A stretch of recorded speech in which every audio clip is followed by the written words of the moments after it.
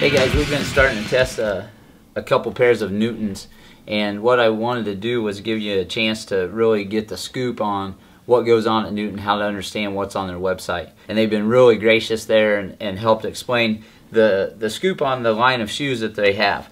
This is the Terra Momentus, which is their all-terrain shoe, but it's also in their guidance line. And so what I asked them about that, some people would think guidance means stability, but that's not necessarily the case.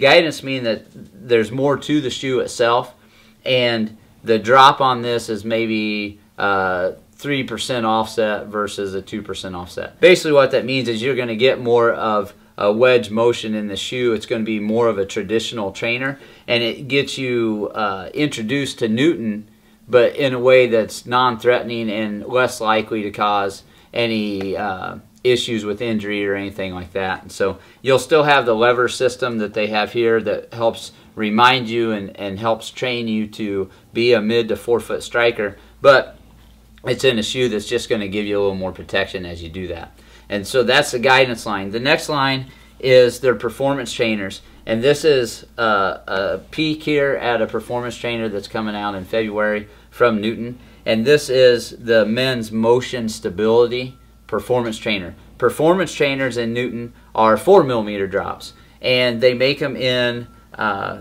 something that they would call stability, and then they would call neutral. And so they really clue you in on what's going on there as far as you know, if you're a stability person, they do make stability that has some dual density, you know, more supportive rubber on the interior of the shoe for someone that overpronates, and then they make neutral trainers.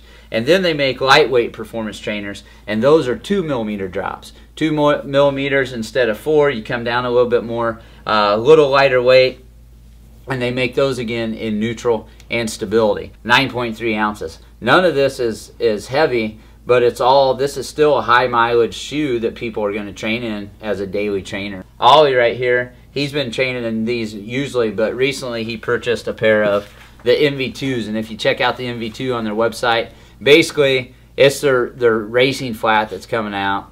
It's 0mm drop, 5 ounces. All right, and what I really like about Newton when you're on their site is if you poke around and take your time, you can find instructions and how-to and good tips on how to get into a more efficient footfall, how to work into a shoe that's not 12mm drop but now is 4mm, and do it wisely so you stay healthy and also become more efficient and really improve your stride as a runner.